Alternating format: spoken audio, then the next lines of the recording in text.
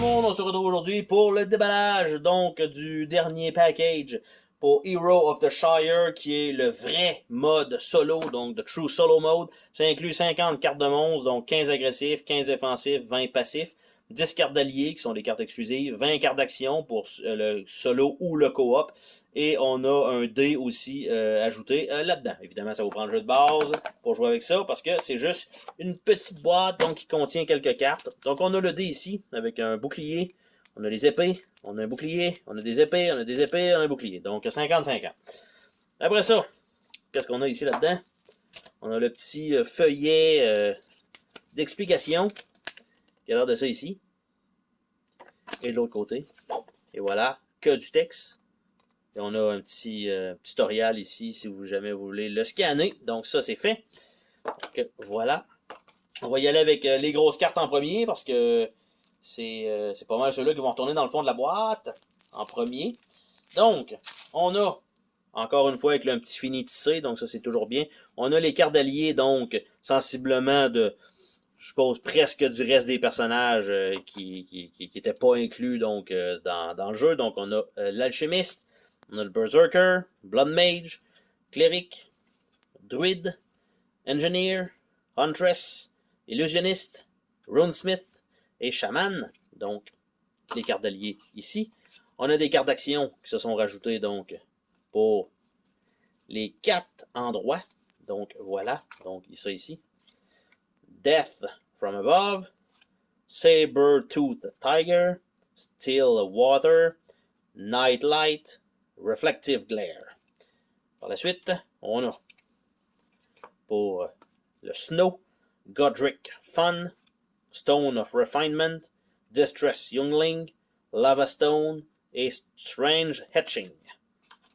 Pour le feu, les cartes de feu ici, on a Water of Ashantiel, on s'entend, Coastal Opportunity, Hamlet of Tide, Sparkle in the Water et Dockside Gossip. Donc ce que je disais dans une autre vidéo, c'est qu'il y a des cartes qui ne correspondent pas avec leur dessus. Donc dans le fond, celui de l'eau ici, je sais pas si ça fait du sens. Ouais, la glace, ça fait du sens. Après ça, en fait, non, ça a l'air d'être de la glace. C'est ça, c'est marqué ice. Donc, c'est le derrière d'eau. Donc, c'est celui de glace. Celui-là de glace, c'est celui de feu. Donc, ça va bien. Après ça, celui d'eau, c'est celui d'eau. Donc, ça, c'est le bon. Et le dernier, par défaut, donc, il devrait être forêt. Non, c'est la terre. Donc, en fait, c'est ça. Labyrinth Legend, The Forbidden Forest Rescue, Trail of Crom, Butterfly of the Night et Sinking Sand. Il nous reste les mini-cartes à regarder ensemble. Donc, qu'est-ce que c'est que les mini-cartes? En fait, c'est les cartes d'intelligence artificielle. Donc, voilà. Ça a l'air de ça ici. On a des épées. On a, par la suite, des boucliers. Et on a 2 épées. Donc, je vais supposer que 2 épées, c'est pire. Les autres, c'est des passifs. Donc, ici, agressif.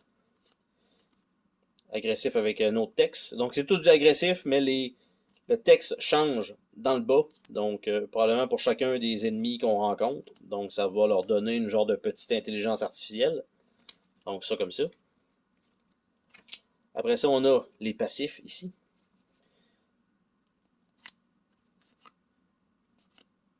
Donc,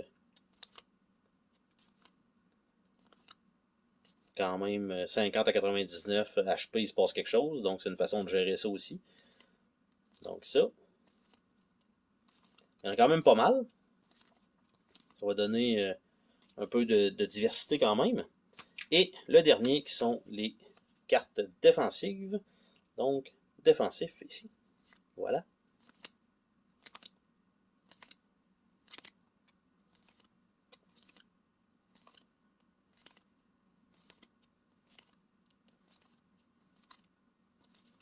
Et voilà. Donc, ils n'ont même pas de nom, rien.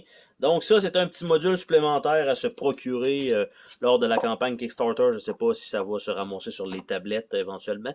Évidemment, 2 ou 3 petites erreurs sur ces cartes-là. Mais l'éditeur a quand même mentionné que lorsqu'il y aurait un deuxième printing et ou une expansion, ces cartes-là allaient être réimprimées et fournies.